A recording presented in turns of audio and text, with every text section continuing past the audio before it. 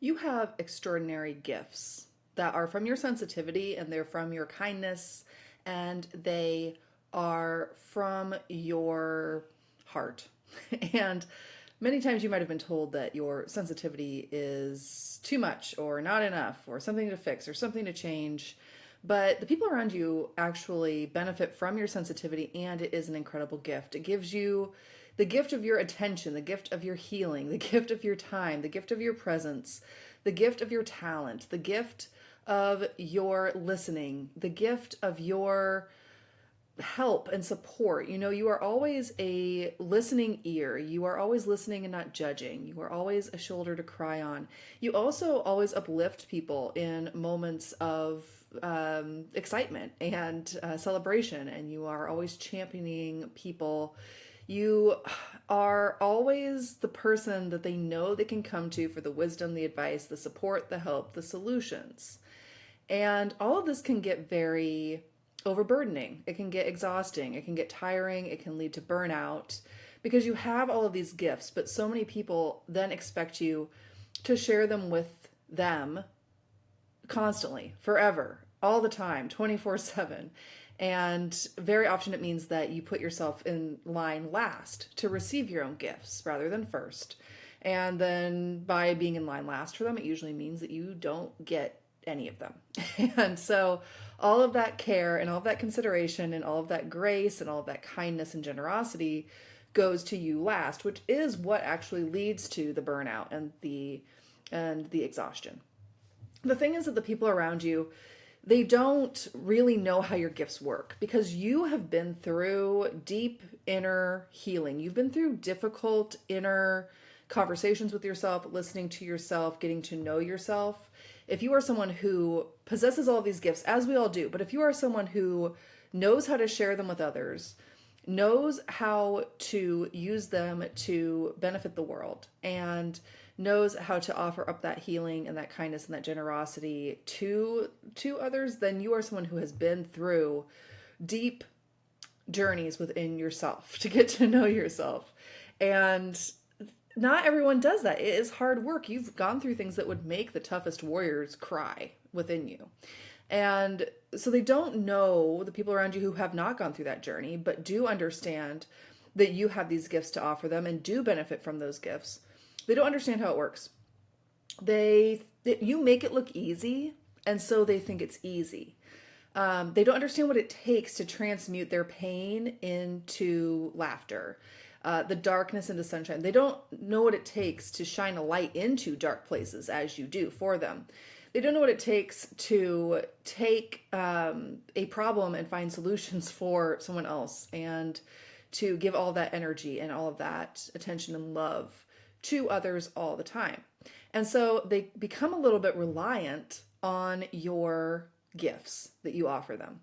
And when you start to withdraw them because you're saying, hey, I need some of these for me, I have to take a step back, I have to protect my energy a little, I have to put some boundaries around this, they start to freak out a little because they have come to depend on those gifts. You're the one who does the emotional labor for them.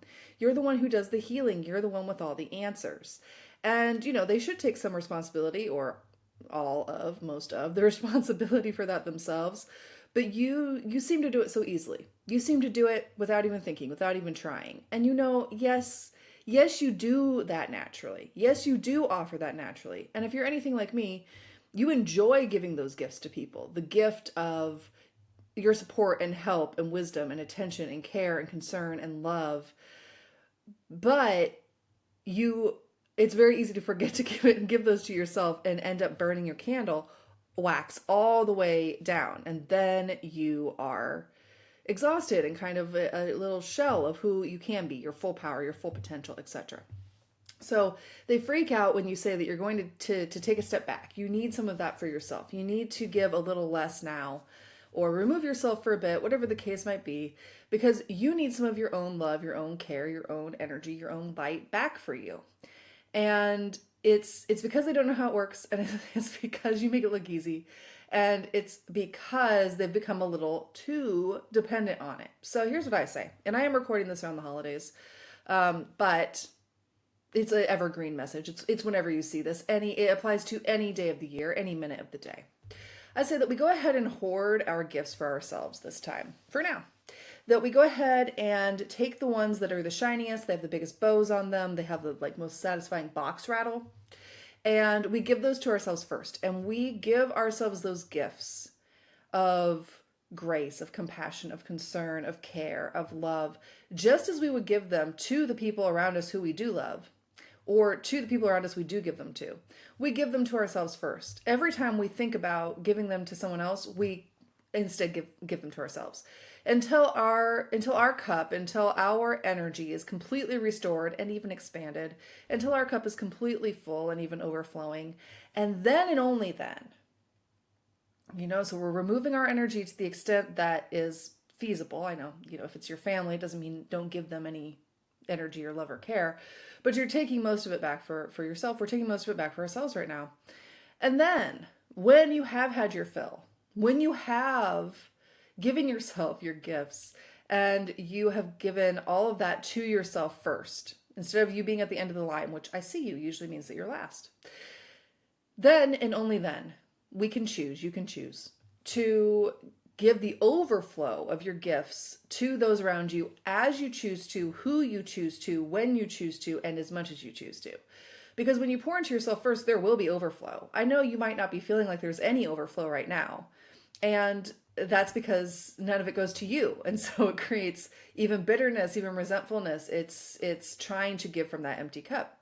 So when you give to yourself, and you will create overflow, and you will expand your energy, and you will expand your capacity for giving to others, then you also set up boundaries and thresholds and expectations about when, how much, and to whom you're going to give those gifts going forward, and setting a boundary with yourself about that, and also setting a boundary with yourself about continuing to give those gifts to yourself in at least equal measure going forward.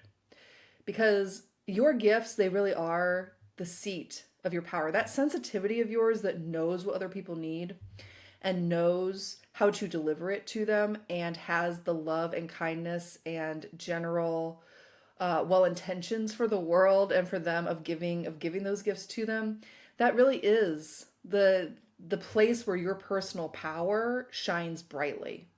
And so by giving yourself your gifts first, you actually give yourself the biggest gift of all, which is the gift of understanding your own authenticity, your own agency, your own power. Because when you give your gifts to yourself, you're going to see why they thought it was magical, because it is. Like, who you is magical.